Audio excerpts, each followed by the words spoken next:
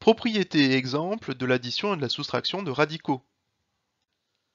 La règle pour l'addition de radicaux n'est pas la même que pour le produit ou le quotient. En effet, si on prend racine carrée de 9 plus racine carrée de 16, c'est égal à racine carrée de 9, c'est 3, racine carrée de 16, c'est 4, donc ce qui donne 3 plus 4, c'est-à-dire 7. Si on prend racine carrée de 9 plus 16, c'est égal à racine carrée de 25, et racine carrée de 25, c'est égal à 5. Les deux quantités sont différentes. On ne peut donc pas séparer les racines carrées pour l'addition ou la soustraction. Cependant, on peut réduire la somme ou la différence de mêmes radicaux.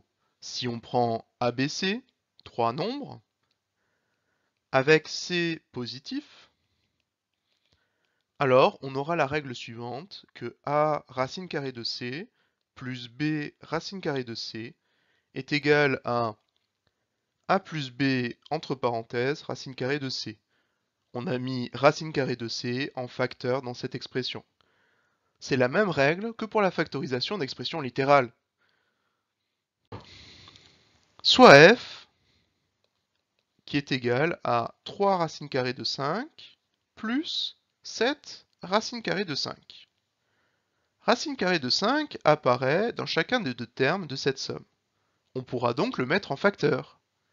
En utilisant la propriété précédente, f sera égal à 3 plus 7 entre parenthèses, multiplié par le facteur racine de 5. 3 plus 7, on peut le calculer, ce qui donne que f est égal à 10 racine carrée de 5. Donc soit g qui est égal à racine carrée de 3 plus racine carrée de 12 moins 3 racine carrée de 75. Ici, on ne peut pas ajouter directement les racines, car aucune n'a le même nombre à l'intérieur du radical. Il faut donc essayer de décomposer les nombres à l'intérieur des radicaux en utilisant la règle pour la multiplication. On ne peut pas décomposer 3, mais on peut décomposer 12 et 75. Ainsi, l'expression g sera égale à racine carrée de 3, plus racine carrée de 12, 12 est décomposable en 4 fois 3, moins 3 racine carrée de 75 qui est décomposable en 25 fois 3. 4 et 25 sont des carrés parfaits.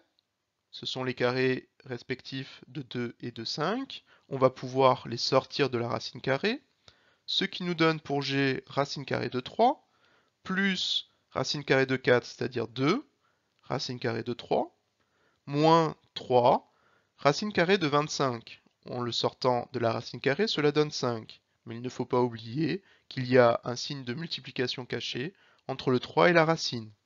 Donc 3 fois 5, racine carrée de 3. Ainsi, on a le même radical à l'intérieur des trois racines carrées.